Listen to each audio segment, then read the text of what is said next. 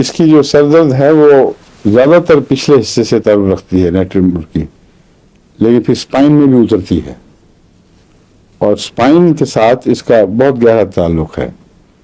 Net tumour میں ریڑھ کی ہڈیوں سے متعلق بیماریاں بہت سی پائی جاتی ہیں، اور خاص طور پر سلپ ڈسک وغیرہ چوک نکل جائے، اس میں نیٹ ٹیومر شروع میں بہت افیکٹو ہے، اچھا کام دکھاتی ہے۔ اس کی جو اسپائن کی علامتیں ہیں ان میں عام طور پر ڈاکٹر تو نیٹ ٹیومر کے مریضوں میں نے دیکھا ہے، ان کو عموماً ڈاکٹر کہتے ہیں کہ پھٹے پر سو یا سخت زمین پر سو۔ جس مریض کی یہ علامتیں ہوں کہ وہ تقاضا کریں کہ نرم بستر پہ نہیں سونا، سخت پھٹے پر سونا ہے، ان میں نیٹ ٹیومر کے کام کرنے کا امکان زیادہ ہے۔ نیٹ ٹیومر میں اپنے مزاج میں یہ علامت پائی جاتی ہے، لیکن سکن نہ وہ جو تکلیف ہوتی ہے وہ خاص ورٹیبرا کی، اس کے ارد گرد کے مسلس کے بیلنس بگڑنے سے ہوتی ہے، لیکن نیٹ ٹیومر کی ایک علامت یہ ہے کہ ساری ریڑھ کی ہڈی سینسٹیو ہوتی ہے نسبتاً۔ اگر ایسے مریض کے آپ پیچھے ہاتھ لگا کے دیکھیں گے تو انگلی ٹریس کرے گی جہاں جہاں، وہ نروز اریٹیبل ہو جائیں گی، بعض دفعہ پین محسوس کرتا ہے، بعض دفعہ انیزینس، تو یہ نیٹ ٹیومر کی زائد علامت ہے اس کو ریڑھ کی ہڈی میں اس کے عمل کو پہچاننے کے لیے۔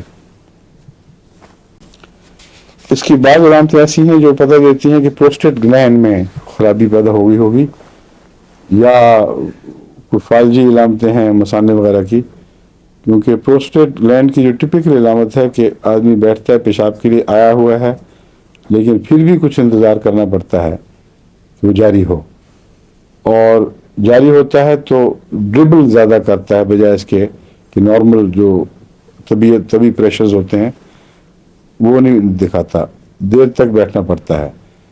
اور نیٹ ٹیومر میں ایک پریشان یہ ہے کہ اس کے بعد کچھ دیر تک بے چینی رہتی ہے ساری نالی میں، پیشاب میں کوئی جس طرح تیزابی مادہ ہو، کوئی چیز ہو، تو نیٹ ٹیومر میں کچھ دیر بعد تک وہ بے چینی، جلن کا احساس اگر ہے تو وہ نمایاں پیشاب کے وقت بھی ہے، بعد میں بھی رہتا ہے، لیکن یہ جلن کا احساس اکثر صورتوں میں نہیں ملتا۔ ٹپیکل کیس ہو اگر کوئی انفیکشن وغیرہ کا تو اس میں نیٹ ٹیومر کے مزاج میں جو مستقل ہے، اگر وہ ڈربل کرے گا پیشاب وغیرہ تو اس کے ساتھ ایک ہلکی سی بے چینی سی، جیسے کچھ اطمینان نہیں ہوا، پیشاب کیا ہے مگر کچھ باقی ہے، کچھ بے چینی سی رہ گئی ہے۔ یہ ٹپیکل نقص اس کی علامت ہے نیٹ ٹیومر کی۔ بعض مریضوں میں یہ رات کا جو انوالنٹری پیشاب ہے اس میں بھی نیٹ ٹیومر نے کام کیا ہے۔ ایک وقت میں نیٹ ٹیومر کو کالیفاس کے ساتھ ملا کے دیا کرتا تھا، تو اس میں زیادہ پرسنٹیج تو نہیں، لیکن 15-20% کیسز ایسے تھے جن میں یہ نائٹ ویٹنگ کے لیے، پیشاب وغیرہ کے لیے یہ بہت مفید ثابت ہوتا تھا۔ بڑی عمر کے مریضوں کو حضور کتنے بڑے جن میں عام طور پروسٹیٹ کی تکلیف محسوس ہو سکتی ہے؟ نہیں، میں پروسٹیٹ کی بات اب نہیں کر رہا، ہاں، اس میرا خیال تھا کہ اب میں کر رہا ہوں جنرل میں سوتے ہوئے پیشاب نکلنے کی بات۔ جی جی ٹھیک، وہ اکثر بچوں میں ہوتا ہے، ٹھیک، بڑوں میں کم ہوتا ہے، ٹھیک ہے، کیونکہ وجہ یہ ہے کہ بڑوں کا میں وہی بیماری کی رجحان ہے جو بڑوں میں بھی ہو سکتا ہے، لیکن بڑوں کی نیند کچی ہو چکی ہوتی ہے، اس لیے وہ ڈسٹربنس جو آغاز ہی میں ہوتی ہے وہ پیشاب نکلنے سے پہلے ان کو جگا دیتی ہے، مگر رجحان وہی ہے۔ بچے گہری نیند سوئے رہتے ہیں، ان کو پتہ ہی نہیں لگتا کیا ہو رہا ہے، اور بالآخر پیشاب نکل جائے تو پھر آنکھ کھلتی ہے، رجحان ایک ہی ہے۔ مگر وہ آپ جو بات کنفیوز نہ کریں، وہ پروسٹیٹ کی خرابی ہے، یہ پروسٹیٹ کی خرابی نہیں ہے۔ یہ جو راؤنڈ فائبر ہوتے ہیں ٹیشوز، سرکولر فائبرز، ان کے پریشر کے اندر کوئی کمزوری واقع ہوتی ہے۔ میں نے آپ کو کہا تھا کہ اس میں قبض بھی بڑی سخت ہے اور ڈائریا بھی، دونوں علامتیں ہیں۔ تو ایک ڈائریا مشہور ہے، اس کا نام ہے آرمی ڈائریا۔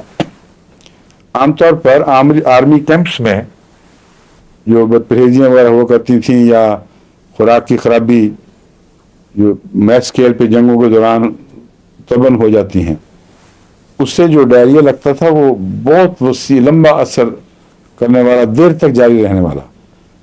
उस डायरिया को एक ज़माने में डॉक्टर आर्मी डायरिया कहा करते थे। नेट्रम्योर उसमें बहुत मुफीद है। आर्मी डायरिया में नेट्रम्योर और आर्मी पेचिश में क्रोटन, ये दो याद रखें। कैंपों की बदपरहेजियों से अगर दायमी पेचिश हो जाए तो क्रोटन उसमें बहुत अच्छी है।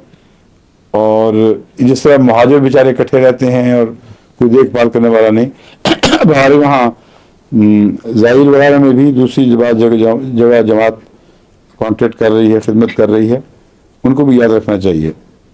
पहले तो उनको मैंने डायरिया के उसका कॉलेरा के लिए नुस्खा बताया था, तरीक़ेकार। इसका जो दायरा असर है इसकी बीमारियों का वो बहुत फैला हुआ है, बाज़ दफ़ा उम्र भर का साथ रहता है ऐसी बीमारियों से।